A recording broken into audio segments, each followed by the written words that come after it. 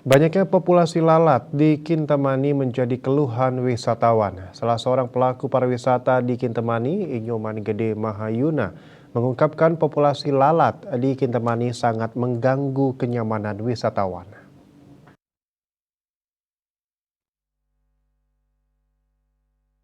Nyoman Gede Mahayuna mengatakan banyak wisatawan tidak betah berlama-lama di Kintamani gara-gara lalat. Tamu check-in sekitar jam 2, jam 6 sudah check-out gara-gara lalat. Dan itu sering terjadi, populasi lalat di Kintamani bertambah jelang musim hujan. Pemilik penginapan itu pun berharap Pemkab Bangli turun tangan mengatasi populasi lalat di Kintamani, apalagi sekarang Kintamani menjadi destinasi wisatawan favorit dan menjadi ikon destinasi kulineri di Bali. Menanggapi hal itu, Bupati Bangli Sang Nyoman Sedana Arta mengatakan akan mencari solusi untuk mengatasi hal itu. Ia mengakui populasi lalat di Kintamani menjadi persoalan cukup serius yang harus segera ditangani. Menurutnya, penyebab banyaknya populasi lalat di Kintamani karena maraknya penggunaan kotoran ternak mentah pada lahan pertanian di samping karena faktor musim. Dalam upaya mengatasi banyaknya populasi lalat di Kintamani, Sedana Arta mengaku pihaknya sudah pernah mencoba dengan menggunakan alat seperti UV dan injeksi, tapi tetap lalat masih ada.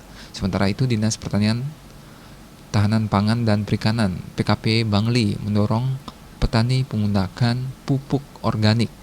Menurut Kadis PKP Bangli Wayan Sarmo, penyebab banyaknya populasi lalat di Kintamani karena maraknya penggunaan limbah ternak pada lahan pertanian. Limbah ternak yang dimaksud yakni sekam bekas ayam pedaging. Banyak petani memilih menggunakan limbah ternak untuk menyuburkan tanaman karena harganya lebih murah dibandingkan pupuk kandang yang telah melalui proses fermentasi. Untuk menekan penggunaan limbah ternak pada pertanian, Sarmo mengaku pihaknya sudah terus mengedukasi petani agar menggunakan pupuk organik. Di samping itu, pihaknya juga telah berkoordinasi dengan unit perlindungan tanaman di provinsi terkait hal itu.